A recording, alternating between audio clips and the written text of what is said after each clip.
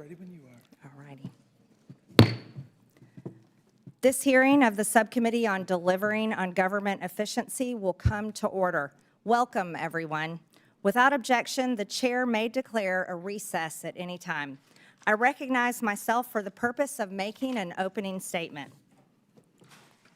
Good morning. I want to welcome everyone today to today's DOGE Subcommittee hearing on U.S. foreign aid.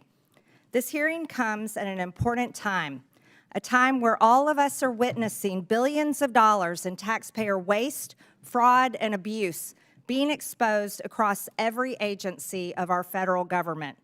It comes at a time where oversight of U.S. foreign aid has uncovered billions of dollars that have been weaponized in furtherance of globalist far-left ideologies.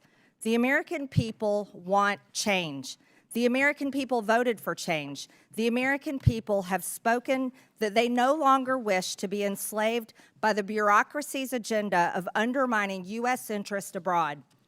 In 2023 alone, Americans privately donated over $557 billion of their own money. Corporations donated over $37 billion. Foundations donated over $103 billion. That is incredible of the American people. In 2023, nearly 76 million Americans, almost 30% of Americans, formally volunteered through an organization. Volunteered. The government did not make them do that. They did this on their own. Donating and volunteering time is what supports schools and shelters, hospitals and hotlines, food banks, and more across only our country, not only our country, but across the world. Ask anyone in Western North Carolina. Whether it be individuals, churches, or businesses, the American people are the most generous people in the entire world, and I'm so proud of that. They should be the ones who decide where their money goes. They can choose if they want to donate to a charity, a school, a church, or a nonprofit. They can choose if they want to privately donate to a transgender salon in Mumbai. They can choose if they want to privately donate to the British Broadcasting Corporation. They can choose if they want to privately donate to the Wuhan Institute of Virology through EcoHealth Alliance, or to electric vehicles in Vietnam, or to changing the national census in Bangladesh to be more gender inclusive. That is something they should be able to choose. That is something they should never be forced to do by our government. The Democrat-run USAID should not get to use our federal government, our U.S. taxpayer dollars, as their party piggy bank to push their radical agenda in countries that we have no business giving money to. 96% of all political contributions from USAID employees go to Democrat Party candidates or PACs. That's 96%. Not only is USAID giving $70,000 for a DEI musical in Ireland, or $50,000 for transgender opera in Colombia, or entrench their left-wing ideology across the globe, USAID has been transformed into an America Last foreign aid slush fund to prop up extremist groups, implement censorship campaigns, and interfere in foreign elections to force regime change around the world. That is the dark truth about USAID. That is the story the American people deserve to know. Not only was USAID never designed to be what it has morphed into, but these things should never have been funded in the first place. In fiscal year 2023, USAID dispersed roughly $44 billion of aid across 160 countries and regions around the world. During the 4 years of the Biden administration, 181 countries received approximately $240 billion in U.S. development aid, with Ukraine being the top recipient. Other top recipients include Ethiopia, Jordan, Israel, and Somalia. So after hundreds of billions of taxpayer dollars have been distributed throughout the world, has the world become safer? No. Has the world become more stable? No. Is the perception of the United States around the globe any better? No. But have some of the most anti-democratic principles like censorship and the canceling of elections been funded through USAID because of opposition to the ruling regimes? Yes. Has money through USAID been funneled to terrorists? Yes. Foreign aid from USAID to the UN, particularly the UN Relief and Works Agency for Palestinian refugees in the Near East, is directly funding Hamas terrorists. Humanitarian relief intended for the Afghan people was diverted to the Taliban. Money intended to support democracy is being used as a slush fund for liberal propaganda supporting terrorist, gender ideology, diversity, equity, and inclusion, climate activism, censorship, and regime change. Do you think this is what the American people think of when they think of foreign aid? Absolutely not. Taxpayer funds have literally been used to undermine U.S. interest and counter American foreign policy goals under the guise of foreign aid. This is unacceptable, and the American people agree. Thankfully, President Trump has taken action to address these issues. The election of President Trump was a clear mandate by the American people that they will no longer tolerate this. He is putting an end to the foreign aid slush fund, ensuring the hard-working American taxpayers' dollars are supporting America First policies and taking care of our own people at home. And we will do the same. With that, I now recognize Ranking Member Stansbury for the purpose of making an opening statement. All right, well, good morning, everyone, and welcome to the Elon Musk Chainsaw Massacre, except for this remake of a classic is terrible because it's hurting real people, and its lead character, Mr. Musk, hasn't shown up in front of this committee or Congress at all. We also, of course, call this the Subcommittee on DOGE, or Project 2025, as we'll see here during the Q&A. So today, in this hearing on foreign aid, which the GOP has called, you're going to hear all kinds of wild conspiracy theories, accusations, and unfounded data. It's designed to confuse and provide cover for Donald Trump and Elon Musk in their reckless gutting of our foreign aid and our reordering under the Trump administration of international affairs. But before we dive into the details, I want to zoom out and provide some critical context here about why this is happening. So first of all, let's talk about what happened over the last 2 weeks as the administration took an abrupt about-face in international relations after 64 years of USAID and supporting our allies in Europe, turning its back on long-standing allies and now suddenly embracing and enabling U.S. foreign adversaries. Let's do a little oversight here. Last week, the administration shocked the world as the vice president took to the global stage and addressed European leaders and informed them that the Trump administration believes that the greatest threat to Europe is not the autocratic leader who invaded our Western ally 3 years ago and committed war crimes and atrocities against the Ukrainian people and threatened Western democracy, but instead the VP said it was, quote, a threat from within. He then snubbed our German allies and in an unprecedented move, tacitly endorsed and then met with a far-right candidate from the German parliament who Elon Musk has spent months backing. This is a party that is so extreme that even conservatives in Germany will not form a government with them. Then, over the weekend, Donald Trump went on a wild rant on social media, embracing Vladimir Putin and repeating Russian propaganda, trying to rewrite history and falsely claim that Ukraine started a war against its own people. Then, on Monday, Trump had the United States of America vote with Russia, North Korea, and China as 4 of the only 8 countries in the world voting in the UN against a resolution supporting Ukraine and affirming Ukraine's sovereignty. when you think about what this means in the context of American history, it's truly astonishing.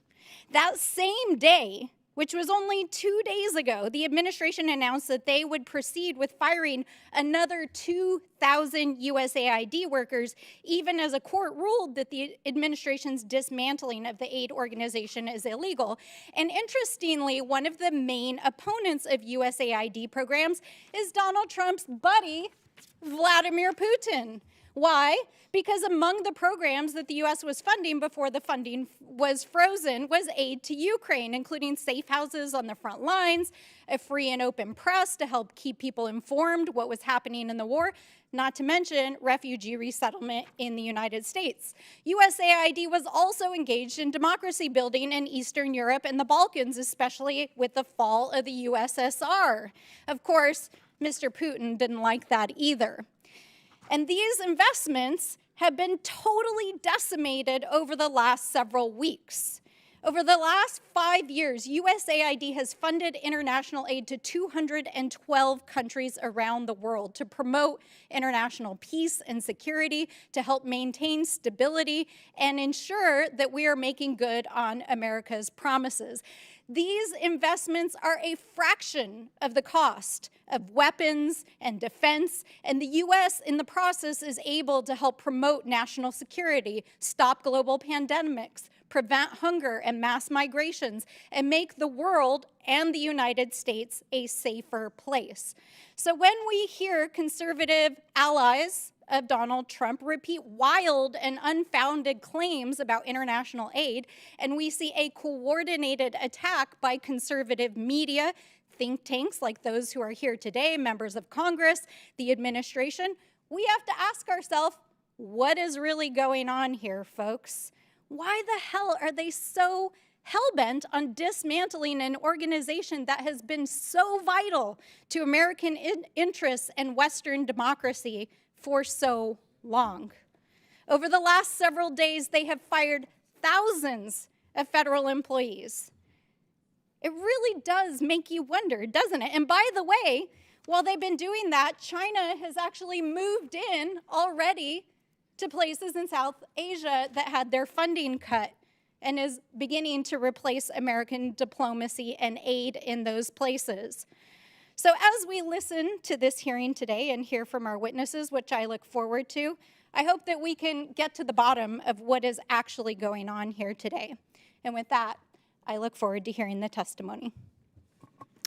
January 24th, Secretary of State Marco Rubio gave an order that came with a waiver for emergency food assistance, which was broadened even further several days later for life-saving services. Secretary Rubio has stated very clearly, we have a blanket waiver, and anybody who tells you they don't understand it, let me repeat it in very simple words.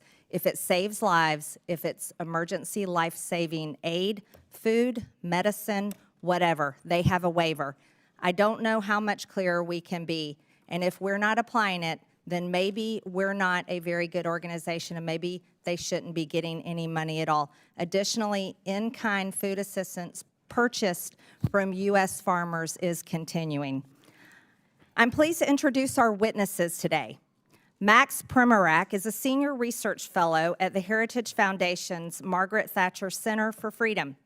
He has more than 30 years of international work experience, including as acting chief operating officer at USAID and as a USAID contractor. From 2018 to 2019, he was an administration envoy to Iraq, overseeing a $400 million genocide recovery initiative to facilitate returns of Christians and other persecuted religious minorities. Greg Roman is the executive director of Middle East Forum. He is a frequent commentator about Middle East affairs on both national and international news channels and studied national security and political communications at American University and Interdisciplinary Center in Herzliya. Tyler O'Neill is senior editor at The Daily Signal and author of The Woktopus, The Dark Money Cabal Manipulating the Federal Government. He is a writer and commentator on federal policy and has appeared on both local and national news outlets. Finally, Noam Unger is the Director of Sustainable Development and Resilience Initiative at the Center for Strategic International Studies and a Senior Fellow with the Project on Prosperity and Development. He has served at both USAID and the U.S. Department of State. Again, I want to thank all of you for being here to testify today. Pursuant to Committee Rule 9G, the witnesses will please stand and raise their right hand. Do you solemnly swear or affirm that the testimony that you are about to give is the truth, the whole truth, and nothing but the truth, so help you God? Let the record show that the witnesses answered in the affirmative. Thank you. You may take a seat. We appreciate you being here today and look forward to your testimony. Let me remind the witnesses that we will have read your written statement and it will appear in full in the hearing record. Please limit your oral statement to 5 minutes. As a reminder, please press the button on the microphone in front of you so that it is on and the members can hear you. When you begin to speak, the light in front of you will turn green. After 4 minutes, the light will turn yellow. When the red light comes on, your 5 minutes have expired, and we would ask that you please wrap up. I now recognize Max Primorak for his opening statement. Madam Chairman, thank you for this opportunity to testify before this very important subcommittee. The views I express here today are my own. Over the past few weeks, indeed, we have been treated to a daily litany of examples of waste, fraud, and abuse of taxpayer-funded foreign aid. USAID and the State Department used foreign aid as a global platform to push radical and even obscene ideas that have shocked and angered the American people. One cannot help but ask, was there anyone in the room raising their hand to say, this is not a good idea? This might cost us our bipartisan support in Congress. We might lose the trust of the American people. Yes, foreign aid should be a tool to advance our national security interests. In the past, it did. Today, it does not. Frankly, it has been doing harm. While spending more on aid, there is more world poverty and hunger today, more political instability, and developing countries are more beholden to our adversaries. At USAID, I co-chaired an interagency working group that put all aid projects through a counter-China lens. That was dismantled. Instead, the Biden administration wasted billions of dollars on a global green agenda that forced poor countries to rely on China for their energy needs. These countries sought more trade with and investment from the United States to bind our countries closer together. Instead, they got transgender, diversity, and abortion programs that have alienated billions of people. Despite what we hear in the media, there is no linkage between how we do aid and our national security. South Africa has received billions of American aid dollars, yet is China's main Africa partner. South Africa is the S in BRICS. It supports Hamas and Iran and opposes us at every turn at the United Nations. Last summer, Mozambique and Tanzania, other large aid recipients, conducted 2-week military exercises with the People's Liberation Army, expanding Communist China's power projection to the lip of our Atlantic Ocean. 19 of the top 20 USAID recipients are members of China's Belt and Road Initiative. While acting Chief Operating Officer at USAID, I approved strong vetting policies for our humanitarian assistance in countries swarming with terrorists. That, too, was ignored by the Biden administration. Vast sums of U.S. money have been diverted to fund terrorists in Gaza, Syria, Yemen, and Afghanistan. NGOs have been hit with heavy fines for violating our anti-terrorism financing laws. But closer scrutiny is warranted, for the problem is endemic in the aid culture. Last year, USAID launched its $45 million Global Civil Society program based on the social theories of an Italian Marxist.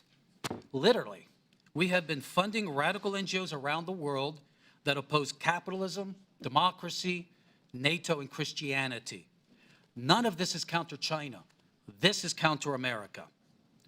Again, a resounding yes that foreign aid can be a powerful tool of diplomacy to promote freedom, prosperity, and peace in accordance with our national interest and our values, but not as an instrument of progressive imperialism. Regardless of which party controls the executive branch, aid officials must ensure that every single foreign aid program can pass the Middle America smell test on waste, fraud, and abuse. Aid decisions must always secure bipartisan support. There must be full transparency on who is being funded and what they're doing, not only for the members of Congress, but especially for the American people. The fiduciary failure of our aid officials over the past 4 years has done tremendous damage to foreign aid's credibility and America's standing in the world. Thank you, and I look forward to your questions.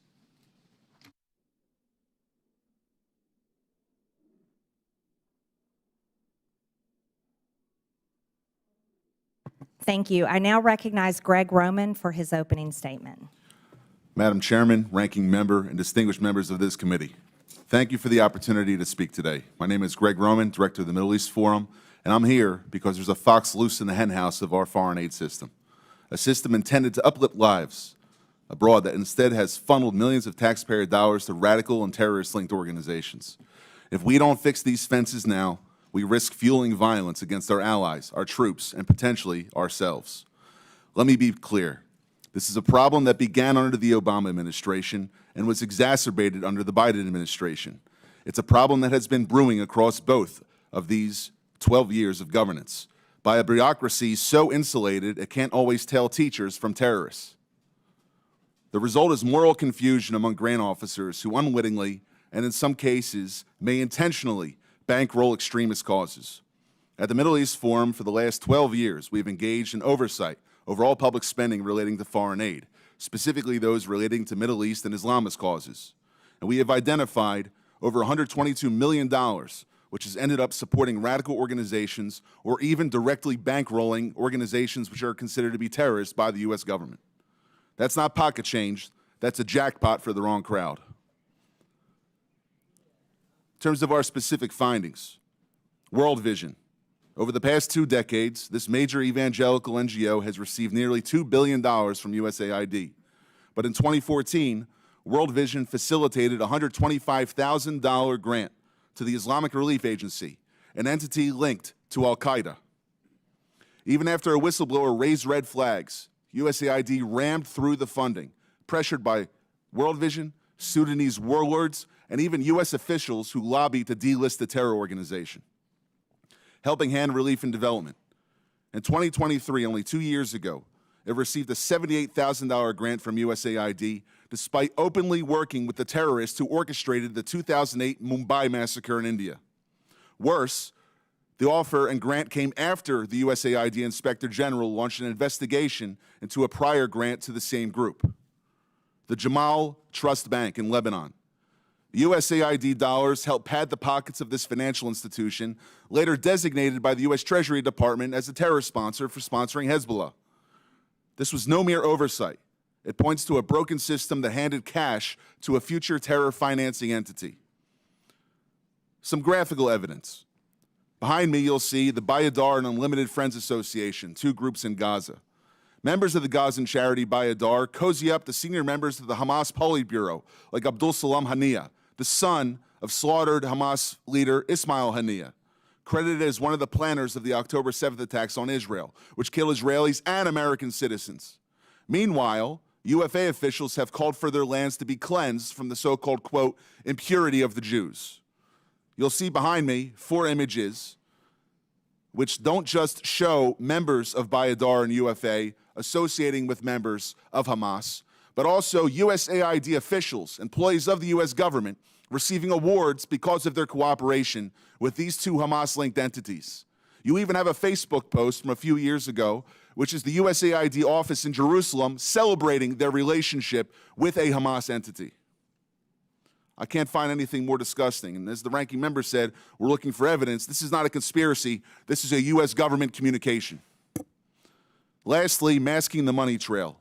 Billions of dollars in USAID grants are lumped under miscellaneous foreign awardees, making it impossible for Congress, the media, or the public to track who's really getting the funds.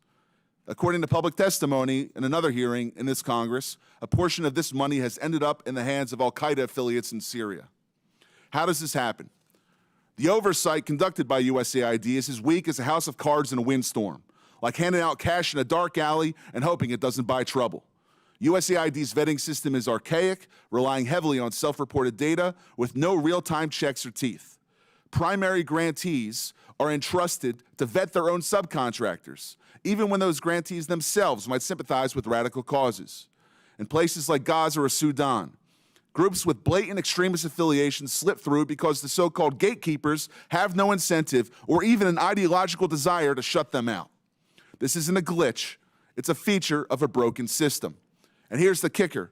It's a problem caused by bureaucrats now threatening American interests at home and abroad. It's not just about fraud, waste, and abuse. This is a threat to American national security and potentially criminal, and this committee should take action to ensure that the Department of Justice acts on it and does everything in Congress's power to not just investigate, but refer criminal actions to the proper authorities. Thank you. Thank you, Mr. Roman. I now recognize Tyler O'Neill for his opening statement. Chairwoman Green, members of the subcommittee, the last few weeks have featured revelation after revelation of how our tax dollars have been spent propping up radical left-wing causes across the world. Yet what struck me about the abuse of foreign aid has been the connections with leftist activists here at home. As a senior editor at the Daily Signal, I researched the left's dark money network, which propped up the influence campaign I expose in my book, The Woktopus. I found that leftist elites prop up NGOs that staffed and advised the Biden administration, pushing unpopular policies on the American people through the bureaucracy. In my remarks, I will present 3 examples of how the left's dark money network intersects with just one agency focused on foreign aid, the U.S. Agency for International Development. The views I will express in this testimony are my own. The left's dark money network features George Soros and his Open Society Foundations, the Tides Foundation, and the network of nonprofits established by Arabella Advisors. Right here. These groups, which you can see on this chart, funnel cash to DEI, transgender, and climate alarmist causes, divisive issues that the Biden administration prioritized over addressing the concrete needs of the American people. The left's dark money network has deep ties to USAID, which has rightly received renewed scrutiny under DOGE and after Elon Musk shined a light on it. While the Open Society Foundations has stated that it does not receive funds from USAID or direct USAID's spending, the Soros-founded nonprofit has a long history with USAID. In 2001, the Soros Foundations Network, which became Open Society, listed USAID among its donor partners. Open Society and USAID have jointly funded the Organized Crime and Corruption Reporting Project, a news outlet that attacked conservatives for, you guessed it, criticizing Soros. Open Society and USAID also jointly fund the East-West Management Institute.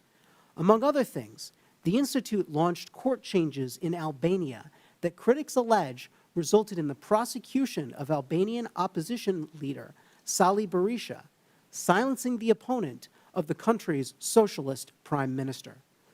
Open Society has hired at least 5 former USAID staff, including at least 1 high-level official who worked at USAID providing services amid political transitions in foreign countries. Former USAID Administrator Samantha Power met at least twice with Open Society leaders. USAID has directly funded a different organization in the left's dark money network, the Tides Center. The agency has awarded more than $27 million in grants to the center. You'll find the Tides Foundation right here. The Tide Center has funded many of the leftist groups that influence the Biden administration, and it also operates its own in-house nonprofit called Palestine Legal, which represents anti-Israel rioters in court and gives them legal advice. Former USAID staff have also gone on to work for Arabella Advisors, which is a for-profit company that set up pass-through nonprofits. These groups allow donors to support specific projects without being associated with these projects. One of the nonprofits, New Venture Fund, set up a secretive group called Governing for Impact. Even though Governing for Impact had existed for barely 2 years and did not appear in a Google search at the time, its leaders met with and advised top staff in the Biden administration, executive-level bureaucrats who oversaw the vast federal bureaucracy. Leaders at the Rockefeller Foundation, another funder in the left's dark money network, previously held roles at USAID, including the former administrator, who now serves as the foundation's president. Other USAID staff have gone on to work at the nonprofits that staffed and advised the Biden administration, including the Center for American Progress, the Human Rights Campaign, and the American Civil Liberties Union. Personnel is policy, and these connections between the left's influence campaign on the Biden administration and USAID reveal how woke elites have captured the enterprise of foreign aid. Thank you. Thank you. I now recognize myself for 5 minutes of questions. And I will inform this committee and the public watching that if, pardon? Oh, sorry. I'm sorry, Mr. Unger. Apologize. I didn't mean to skip over you. I now recognize Mr. Unger for 5 minutes. Madam Chair, Ranking Member Stansberry, distinguished members of the subcommittee, I am honored to share my views with you. They are my own and not those of my current or former employers. I have served at USAID and the State Department in multiple roles and in non-governmental positions focused on U.S. foreign aid reform and global development. My government service took place during the administrations of Presidents George W. Bush, Barack Obama, and Donald Trump. Every U.S. administration since World War II has wanted to shape foreign aid in line with its goals. But strangling the system into extinction is akin to unilaterally disarming at a time of mounting geopolitical competition for partnerships globally. Throwing away our toolbox does not make us safer or well-positioned to influence the world. Our set of foreign aid tools reflects enlightened self-interest. With it, the U.S. countered communism and enhanced the education, farming productivity, and health of people around the world, while also saving lives. Our international AIDS and malaria programs have collectively saved more than 35 million lives over the past couple decades. U.S. assistance has also built partnerships and economic growth, so much so that 11 of America's 15 biggest trading partners were former recipients of U.S. foreign assistance. We are now in a period of renewed geostrategic competition. China has been vying with the U.S. for partnerships across the global south, inking deals where it can. China can and will fill soft power voids left by the U.S. Other potential threats to our security are also connected to developing countries and fragile states. From the potential resurgence of ISIS in the Middle East to the spreading influence of Islamist militants and Russian mercenaries across the Sahel. On the eastern edge of Europe, Russian aggression may continue to grow unchecked, and in Colombia, the strife from neighboring Venezuela is spilling over to yield the worst violence in a generation. With that backdrop, the administration has abruptly and collectively disabled U.S. tools of foreign assistance. The White House has said it is cutting programs that do not benefit Americans. But their approach is dismantling many programs that help Americans, thereby cutting off our nose to spite our face. This is evident in many ways. First, the government has purchased more than $2 billion in food aid annually from American farmers, and American farms supply more than 40% of the food aid USAID sends around the world. But with the foreign aid freeze and stop work order, rice, wheat, and soybeans are going to waste in transit and in ports. In Houston alone, hundreds of tons of American-grown wheat have been stranded. The recklessness of the current approach is evident in health efforts, too. We need our foreign aid to prevent outbreaks of infectious diseases from spreading before reaching our shores. But U.S.-funded early detection and treatment for deadly diseases like Ebola have sputtered to a standstill. Even where very few waivers have been issued for some life-saving assistance, reports from implementers indicate that few, if any, programs have actually resumed due to payment systems not functioning and USAID staff layoffs. It is also counterproductive to eviscerate programs focused on other transnational concerns, ranging from conflict and corruption to migration and the trafficking of people and drugs. This unserious review process is additionally causing our government to be tied up in court cases that may drag on for years and prove costly in connection to broken contracts and potential violations of law. These losses are unnecessary, even if, or perhaps especially if, you believe, like I do, in the need for reforms. It is critically important to be able to differentiate between waste and congressionally appropriated projects that may reflect different policy priorities. Waste is the food rotting in ports.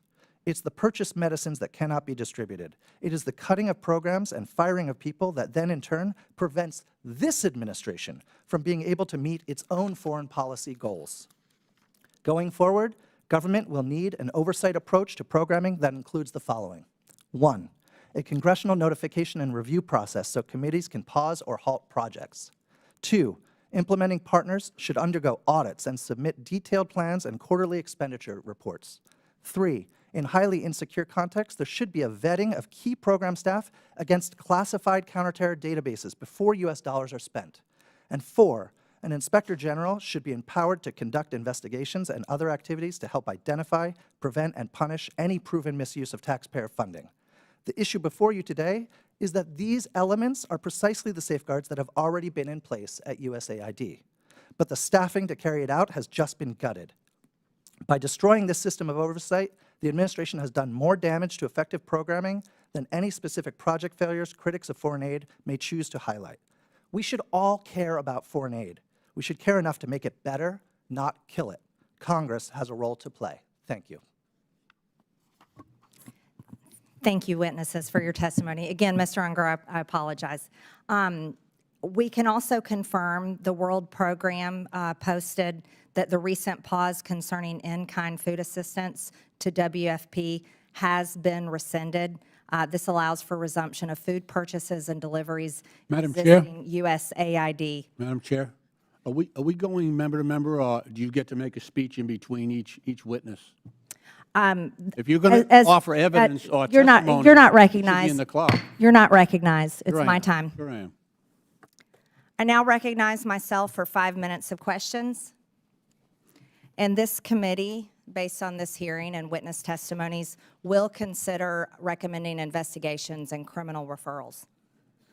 When Joe Biden was president, his son Hunter was on the board of a Ukrainian energy company called Burisma. The prosecutor general of Ukraine at the time, Viktor Shokin, was investigating Burisma for corruption.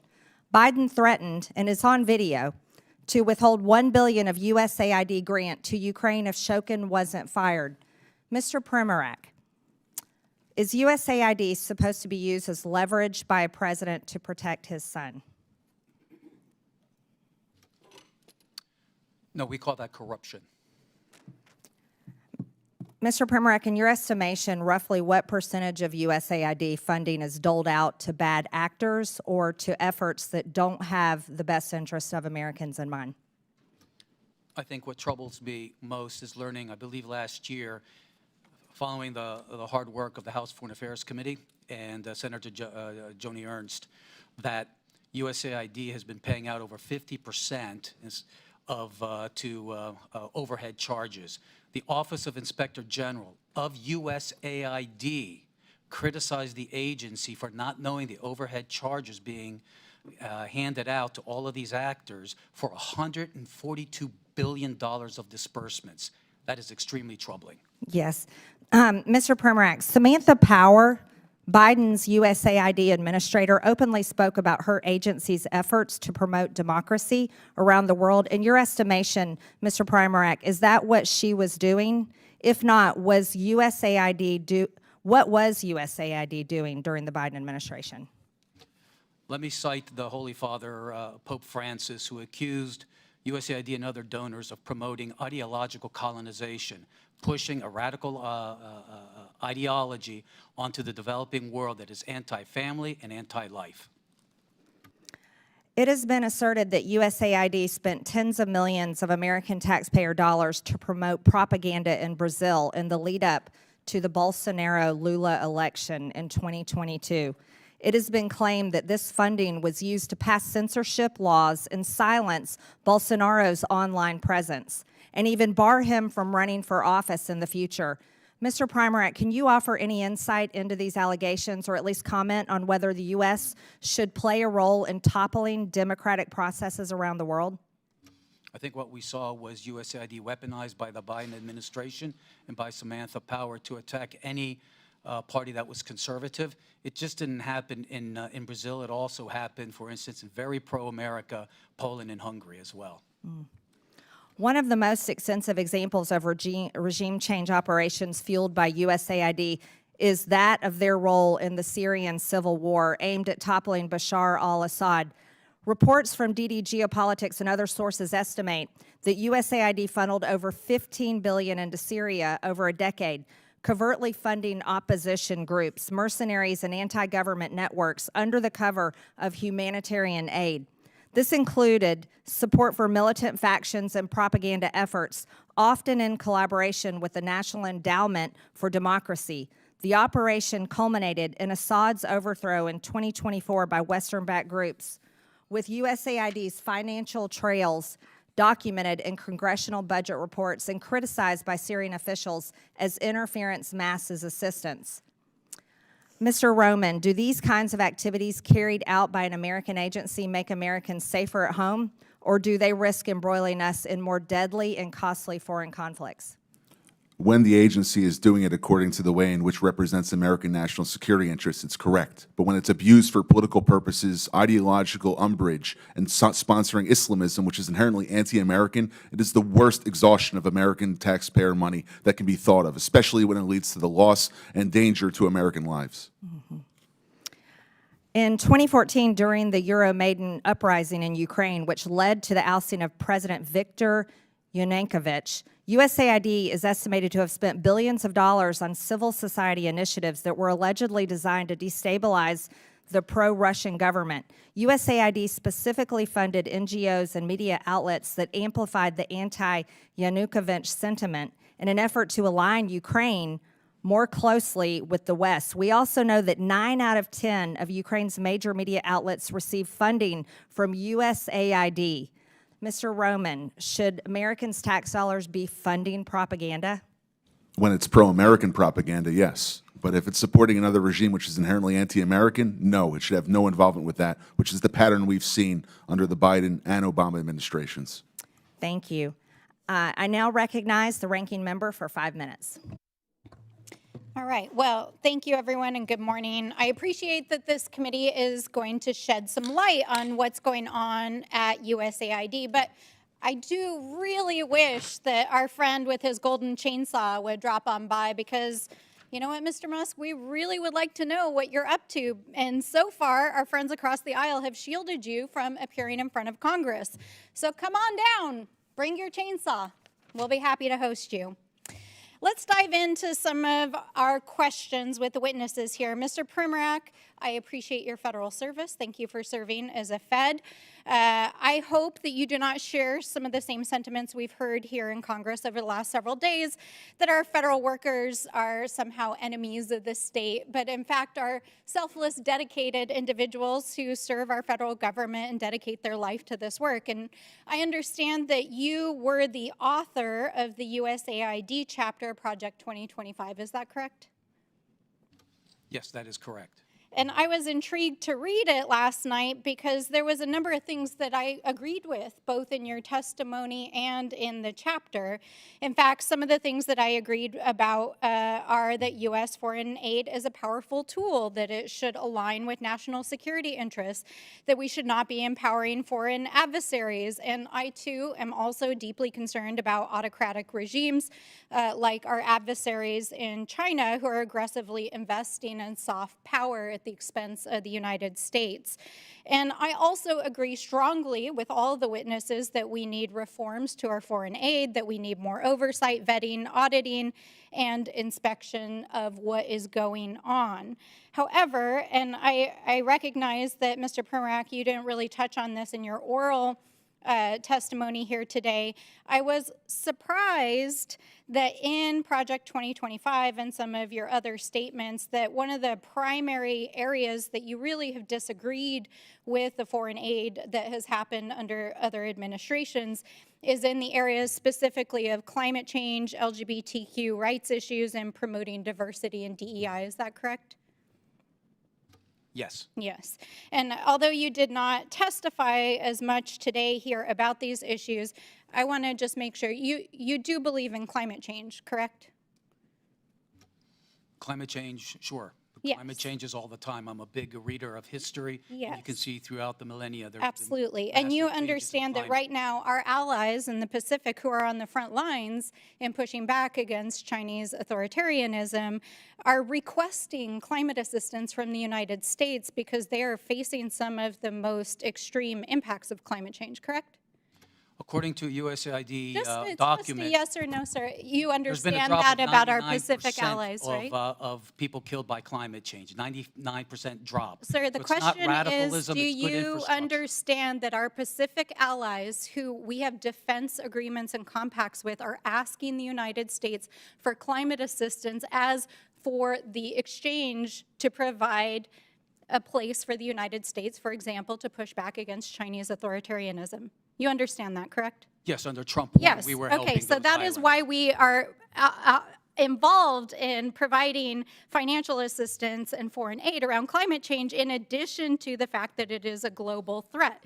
Now, I understand that you also, and I'm not even going to use the language here because I very much disagree with it, but I just want to ask, you agree that LGBTQ people exist and have human rights, right? Absolutely, we were doing that under Trump 1. And you also agree that our governments and our institutions should look like and reflect the people that they represent, especially overseas? It's part of being able to actually engage with foreign governments, correct? If we want to do counter China, there's nothing more that has I'm alienated asking billions you a of very people than pushing straightforward an question. ideology that they resent. Okay. Well, I see that you're not interested in engaging in the conversation. And while we can agree to disagree, I'll take this as a difference in values, maybe worldview.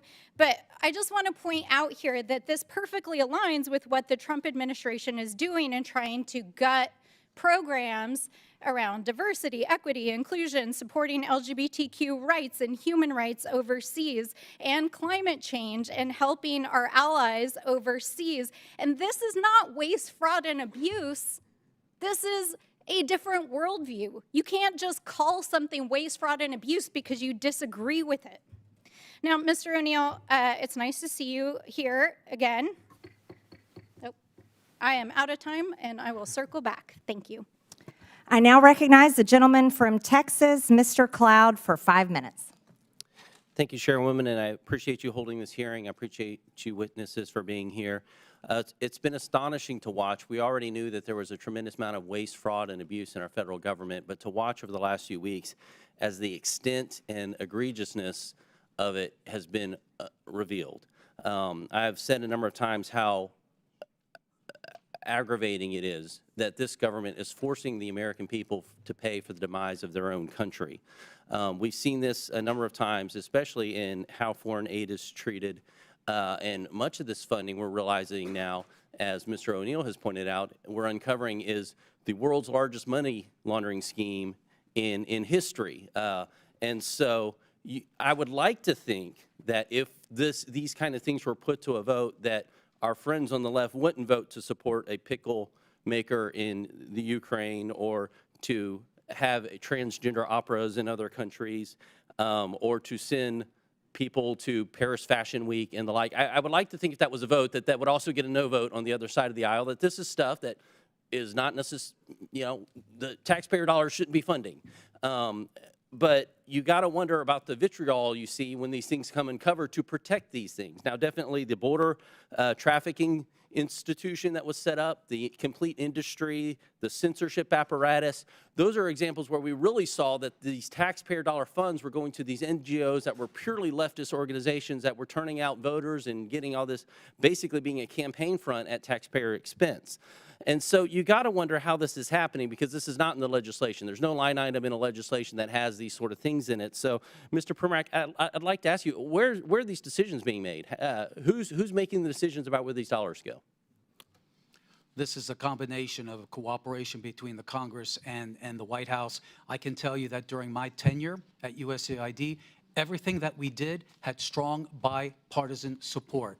Unfortunately, when President Biden came in— But it's someone in an agency somewhere, is that right, making the decision at a how's that decision made? Who's making that decision? Like, that is before the check goes out, who's pushing the button that says send this check?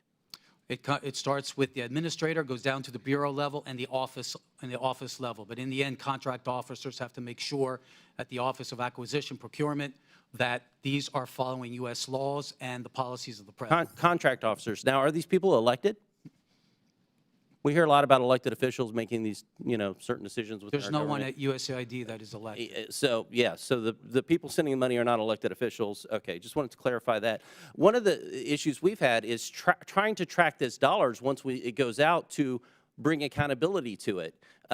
And there is no connection that we've been able to find to an employee ID number, for example, connected to where the grant money is going out or the contract money is going out. We're working on legislation to fix that. But one of the things that's really disturbing is the fact that some of the money that's going out doesn't even have a name of where it's going out. You talked about that, Mr. Roman. Could you speak to that for a second? It's to the tune of billions of dollars.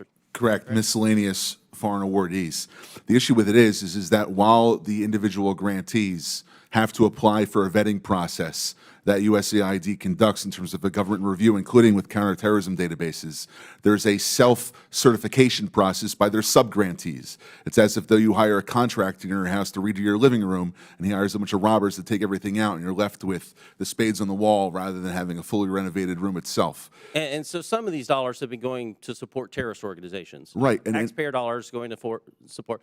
Now, what would happen if we found a business that was funneling money to the Taliban? They would be indicted, they would be charged, go before trial, and go to jail for a 20-year sentence for money laundering or for material support for terrorism. So this is one of those cases where it's only legal if the government's doing it? Right. In the opening chairman's remarks, she was saying that this is about fraud, waste, and abuse, and if it was anyone else, it's as if though a private citizen can't do this, but if a U.S. government agency or bureaucrat wants to give money to a terror organization, it's okay. Yeah, I find that atrocious. I think the American people do too. Mr. Perbrack, I want to touch on one thing because I've talked to ambassadors across the world, and you hear this. We'd like to align ourselves with the United States. We don't want to align ourselves with China, but when we're talking to China, they're talking roads, bridges, infrastructure, those kind of things.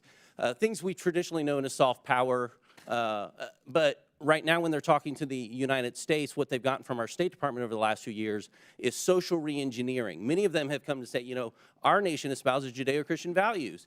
They don't. And even as I talk to pastors across our country who are working to send millions into missionaries, their eyes in Christian universities to understand the fact that our State Department is actually sending billions to counteract those ideals. Could you speak to that?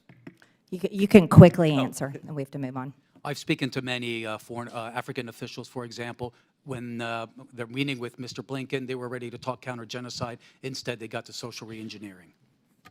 Okay. I now recognize the gentleman from Massachusetts, Mr. Lynch, for 5 minutes. Thank you, Madam Chair. First of all, I want to thank the witnesses for helping the committee with its work. I've been here a while, so I was here actually when President George W. Bush was confronted with wars in both Iraq and Afghanistan. And in the midst of that, members of this committee, I was in the lead because I was chair of the National Security Subcommittee. We went to Iraq and Afghanistan, and we vetted some of the billions of dollars that the President spent over there. Some of it was wisely spent in the best interest of protecting our sons and daughters in uniform. Others purely wasted that I think fell into the hands of our enemies. I think that has been true of every administration that has tried as they might to strengthen America's national security by investments abroad. I do want to say that what troubles me greatly is that now we have a cessation of all foreign aid. And, you know, just take Ukraine, for example. You know, I know it's been $174 billion in aid from the U.S. to Ukraine. But it's important to note that that $174 billion, most of it was spent here in the United States and paying defense workers and defense contractors and putting Americans to work. 90% of that on the defense side. And then when you look at the grain shipments that we have made, not only to Ukraine but to others, because obviously their agricultural systems are inoperable right now, those are American farmers. And, Madam Chair, I would like to ask for unanimous consent just to submit this article from the Associated Press entitled "The USAID Shutdown is Upending the Livelihoods of Farmers and Other Americans." Without objection. Thank you, Madam Chair. So, and what also troubles me is that now we have a president saying that Ukraine started the war. And, Mr. Ullman, you're a really smart guy. You're up on this stuff. You pay attention. Do you seriously believe that that Zelensky invaded Russia? Okay. No, sir. Okay. I'm just happy to hear say that. I expected that, but look, members on this committee, some are new, so some weren't there, but we all sat in classified briefings for months where our defense and intelligence personnel would brief us and say, okay, this week Vladimir Putin is moving his armored divisions from Vladivostok in eastern Russia 4,000 miles and positioning them in front of the Ukraine border, anticipating an invasion. And then, you know, afterwards, after the invasion, actually 2020, I think it was, Putin took credit, said, I ordered the special operation against Ukraine. And yet, you know, we have a president saying the opposite. He's saying that Ukraine invaded Russia. They started the war. And it's just, you know, to restate Mr. Primarak's question, was there one Republican in the room that raised their hand and said, no, Mr. President, no, Mr. President, that is a lie. That is false. I didn't hear anything. Not one of my colleagues corrected the president and stood up to him and said, no, Mr. President, no, Mr. President. It was Russia. It was Russia that started that war. They invaded Ukraine, and it's right for the U.S. to stand with Ukraine and their people. I didn't hear any of that. That's what troubles me. You know, I had instances where I agreed with George W. Bush on some things, and I had plenty that I disagreed with. But you know that's Congress's role here. That's our job, to call out the truth to power. And so this idea that all foreign aid should be suspended is an attack on common sense. It's an attack on American national security for this country, and we should be more careful. I agree. Let's look at the areas where we're spending foreign aid in an area and in a way that is good for U.S. national security, and let's get rid of the stuff, some of it you've already pointed out, that is not in our central interest. That's a good process that I would like to engage in.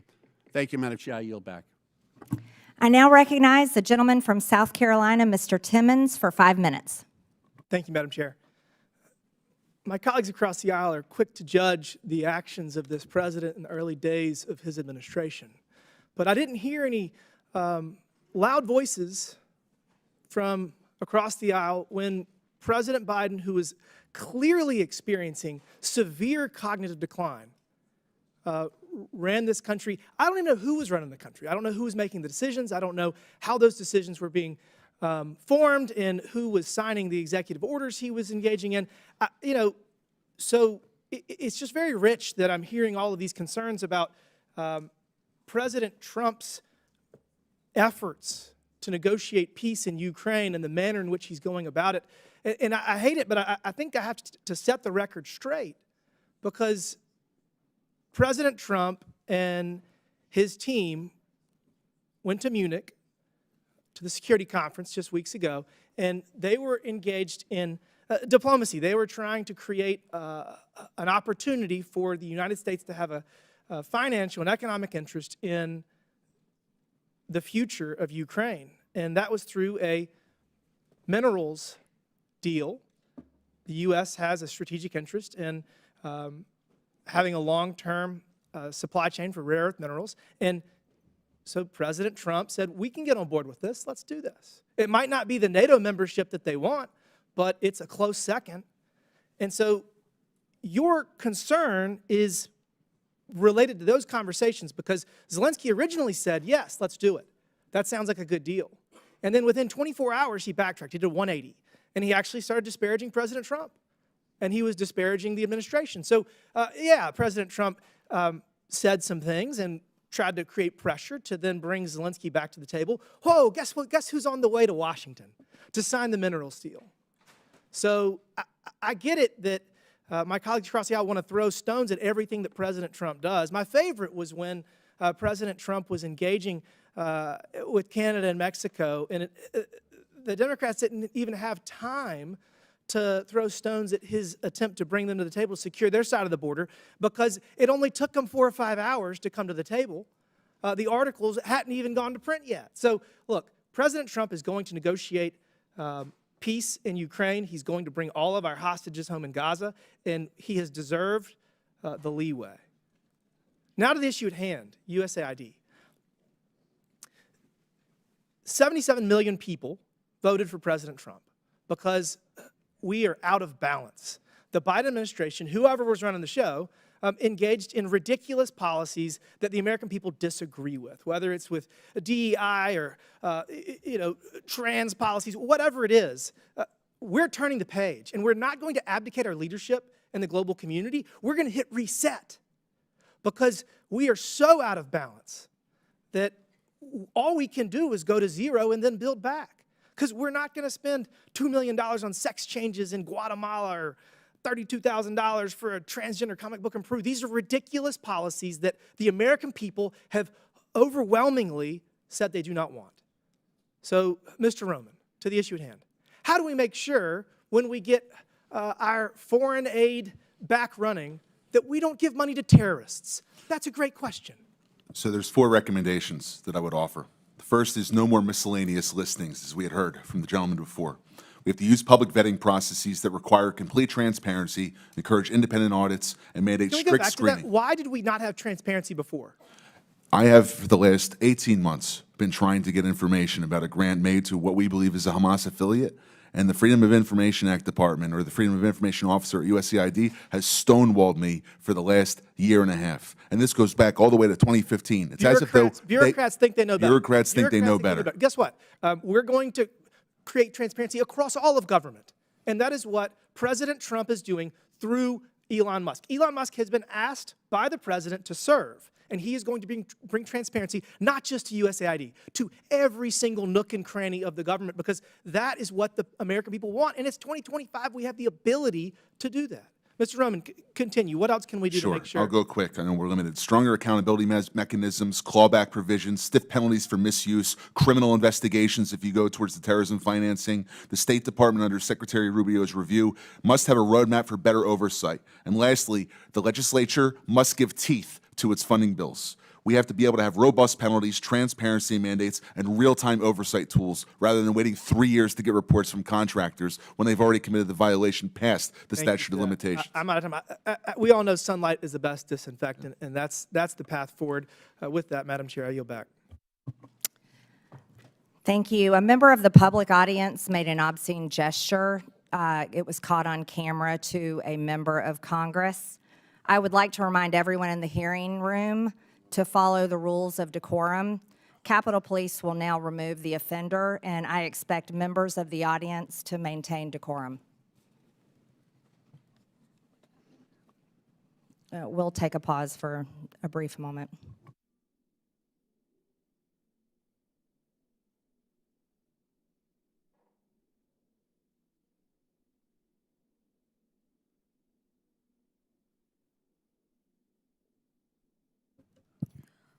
Point of order or a point of clarification, Madam Chair. Okay. Well, never mind.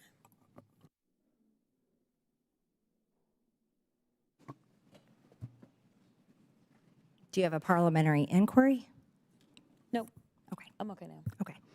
I now recognize the gentleman from California, Mr. Garcia, for 5 minutes. Okay, well, thank you to our ranking member, our chairwoman, and I want to thank our witnesses for also for being here today. Thank you all for joining us.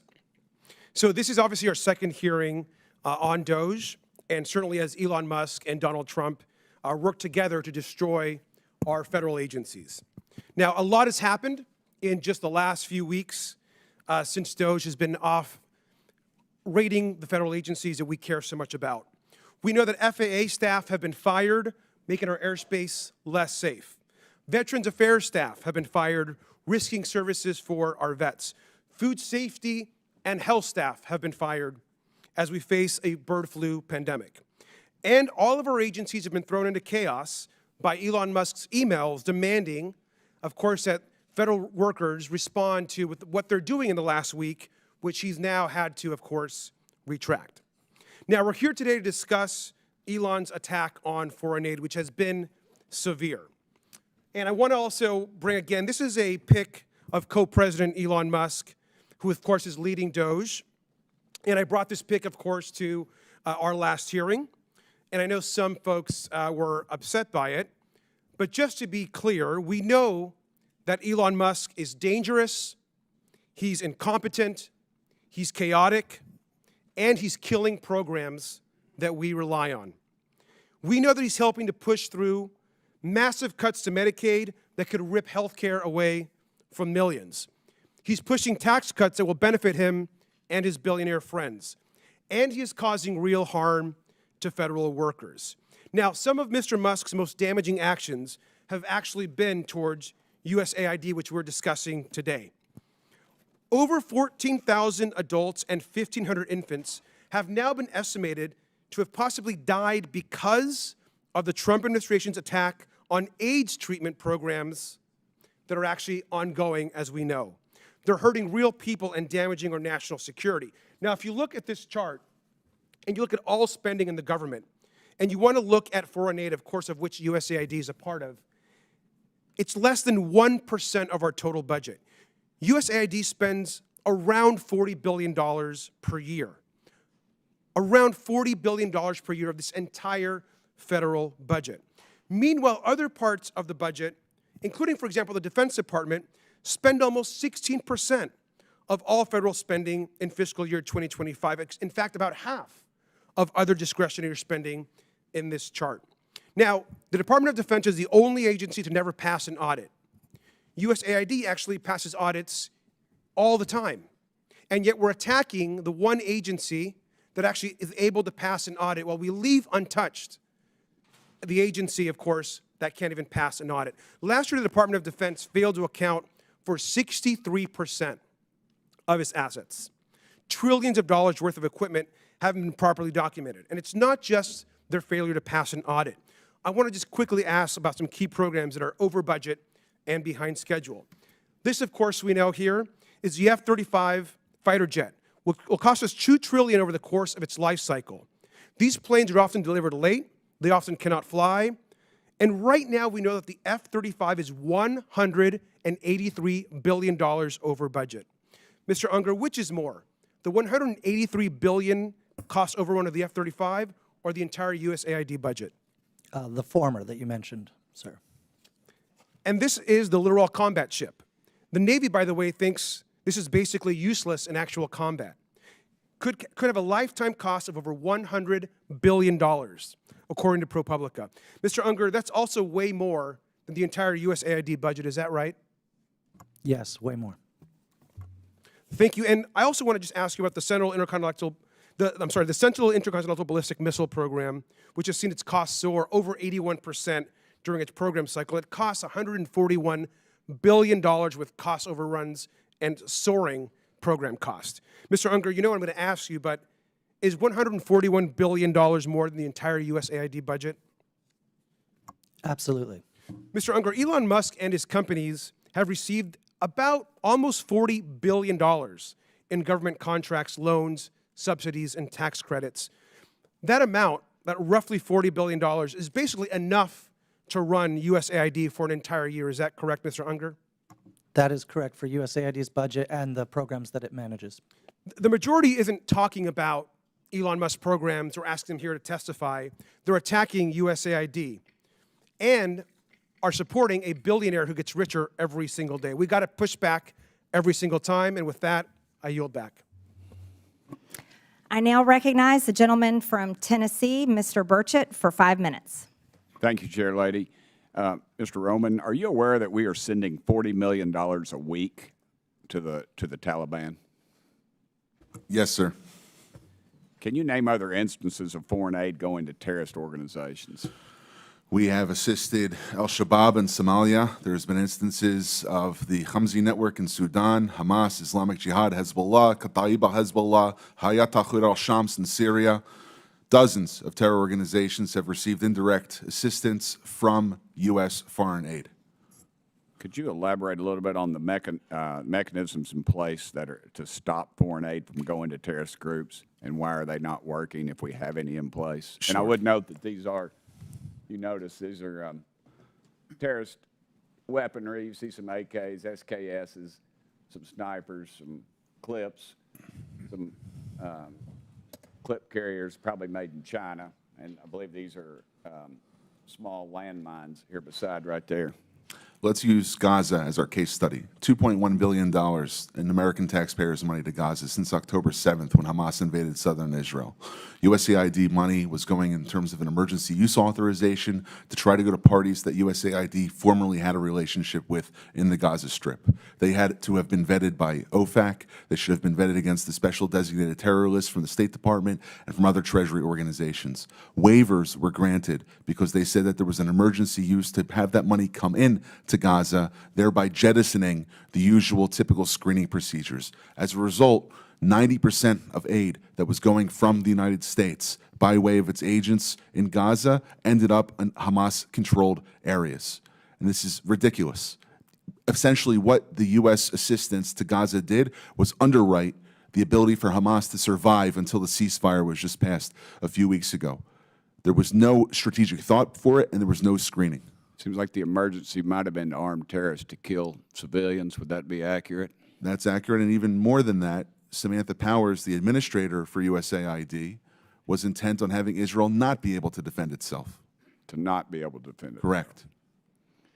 Mr. Primorak, is that correct? How do you say that? Primorak? I got Burchett, man. Nobody gets mine right, so don't worry about it. What is it, Primorak? Perfect. All right, thanks, brother. How did terrorists exploit our foreign aid loopholes? Well, we have a lot of our international. Can you pull your mic up? I'm sorry. Can you hear me? Yes, sir.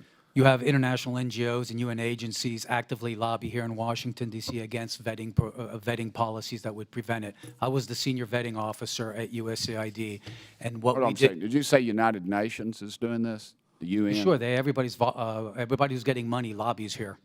That they're lobbying against us. I'm sorry, Mr. Roman, you're... There's actually someone who used to work for one of those lobbies, the largest NGO lobby, Interaction. One of our co-witnesses here worked for them from 2018 to 2023. USAID effectively self-funds its own external private lobby that then goes back to Congress and asks for more money for USAID. So the taxpayers fund this lobbyist who's working against American interests. Correct. And possibly killing our allies and possibly Americans. They bring together groups in Washington that overseas work with groups that kill Americans. Yeah, I don't need a flow chart to show that. I appreciate it. Do you think USAID programs have been aligned with the national security interests of the U.S.? No, they have not. They have actually helped China. Mr. Roman? No. Okay. How do these programs compromise our national security, Mr. Premerick? They actually push China. They actually push much of the world towards China on the green energy agenda. They push people, ordinary people, billions of people towards China because of the resentment caused by our social re-engineering. Are we being lobbied by these pro-communist China groups currently? Well, a lot of these countries don't even have to lobby because they get the money anyway, like South Africa. Yeah, and in fact, these lobbyists have come to the House and have tried to kill legislation like H.R. 160, which was meant to increase transparency in USAID's funding of overseas organizations. Is that a current piece of legislation? That's from the last session, And give me that number again. H.R. 160. And what does it do? It was meant to give U.S. lawmakers the ability to have higher transparency in terror financing investigations aimed at scrutinizing extremist groups. Mr. Premerick? We had a regulation before we left in the last administration that anybody who touches money in countries where there's terrorists, those names have to go through databases, terrorist databases. That was overturned by Biden. Overturned by Biden. Chair Lady, I am currently 5 seconds, but I wanted to mention something. There's a lot of rhetoric used on this committee, and I would urge my friends on both sides of the aisle, let's stick to the actual information. This rhetoric is, I've received death threats, and I know the Chair Lady has, and it needs to stop. We need to tone it down. Thank you, Chair Lady, and thank you. Thank you, Mr. Burchett. Madam Chairwoman, I'd like to ask for unanimous consent to enter a few items into the record relating to the waivers that have been provided by the Secretary. And because Mr. Burchett just went now, there is some reporting, and perhaps he's in the room if he'd like to respond, Madam Chair. In this reporting, it says that Representative Burchett told a reporter that he has a real problem with a report that 2 DOGE employees blocked PEPFAR funding that should have been granted a waiver by the Secretary, and said that if it was a mistake, they should have been fired. We also have numerous reports here that these waivers may exist, but they are not being enforced, and there are thousands of federal aid workers across the world right now that are stranded, as well as international aid that is sitting in ports and docks. If you have the documentation without objection. I'm not sure if my name was besmirched. If I'm allowed to respond or not? It's fine either way. No, it's just a report. I'm not. Okay, but anybody that works for the president that goes against what he says, he has a right to fire them. So, thank you. Absolutely. I now recognize the gentleman from Texas, Mr. Kassar, for 5 minutes. I'm going to do something that I've never done in a congressional hearing before, and that is plead for help from the American people, plead for help from my Republican colleagues on something that we actually all agree on, because lives are at stake right now. I'm going to start by describing the facts on the ground. Millions of people are at risk of dying of starvation in areas of the world where Democrats and Republicans have already agreed and committed to feeding them with American-grown food for humanitarian reasons and for global stability. But yesterday, I spoke with people in charge of warehouses in Sudan and Ethiopia, warehouses full of food, but because of DOGE, that food is trapped in the warehouse, out of reach of starving and dying moms and kids. In those 2 countries alone, 150,000 children and moms are at risk of dying this month if that food is not delivered from the warehouse to them right up the road. Everyone agrees that's not supposed to happen. Republicans voted for this food, and Democrats voted for this food to get out. Secretary of State Marco Rubio says the food should go out as part of his life-saving waiver. DOGE Chairwoman Marjorie Taylor Greene started this hearing by saying that life-saving food programs should still be running. We have paid for the food, and we have shipped it, and it is sitting trapped in the warehouse because DOGE is blocking the payments needed to get the food out to the people who need it. So here's what that means. It means that kids are dying, and more will die tomorrow, of severe acute malnutrition. If you want nightmares, just Google severe acute malnutrition and look at the photos. The way that healthcare workers determine if a kid is dying of this is they measure their bicep. And if their bicep is less than 4.5 inches around, then that means you could die of starvation tomorrow. Think of a kid's arm fitting through this hole. Think of your kid's arm fitting through this hole. These kids could die tomorrow. You've heard today about the waiver for life-saving humanitarian assistance, and all I'm asking is for Rubio's waiver to be made real. People watching at home, you can do something about this. I know many of these hearings are live on Fox News. I'm a Democrat. For many of the people watching, you may not agree with me on many issues, but I think we can all agree that this food needs to get out of the warehouse and to these kids. I've gotten phone calls from conservative friends, people of faith that moved to Africa to live out their faith of I was naked and you clothed me, I was hungry and you fed me, and they agree that this food should be given out. So call your Republican congressperson, call the White House, tell them you know they didn't mean to do this, but that this food needs to go out tomorrow. If you're in the press, cover this story. Ask questions about Ethiopia, ask questions about Sudan, tell the world about this. And to my Republican colleagues, DOJ is not going to listen to me, but you can fix this. Pick up the phone, make a phone call. Y'all could save lives today. Send an email. Please, put politics aside, get the food out of the warehouse, save these kids' lives. You can save these kids' lives. With that, I yield back. The gentleman yields without objection, and I'm entering for the record a post from the World Food Program that states we can confirm that the recent pause concerning in-kind food assistance to WFP purchased from U.S. farmers with Title II funds has been rescinded. This allows for the resumption of food purchases and deliveries under existing USAID agreements. It also enables WFP to continue working with our NGO partners who play a vital role in distributing emergency food assistance to people affected by war, floods, droughts, and other disasters around the world. WFP continues to work closely with the U.S. counterparts and all our donors to ensure consistent, uninterrupted emergency food assistance to hunger hotspots that span Sudan, South Sudan, Gaza, Haiti, and other crisis areas. I now recognize the gentleman, where's my list? Now recognize the gentleman from Missouri, Mr. Burleson, for 5 minutes. Thank you, Madam Chairwoman, and good morning to our witnesses. I want to talk a little bit about the difference between real charity and fake charity or phony charity. Real charity is an individual seeing a need, feeling the love in their heart, the compassion for their fellow man, digging money out of their own pocket and giving it to the people in need. Government charity, fake charity, is taking from somebody else and giving it to whoever you think that you want to give it to. Let's call this USAID program for what it actually is. It is a disgraceful betrayal of the American taxpayer.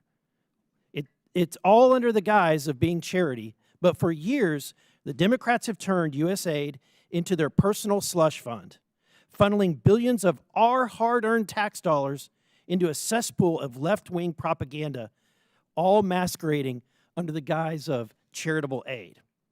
And what did we get for it?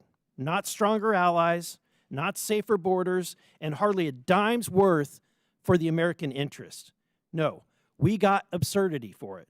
Taxpayer cash bankrolling climate activism, DEI, that are frequently at odds with the values and the needs of the countries that we're supposedly aiding. This isn't aid.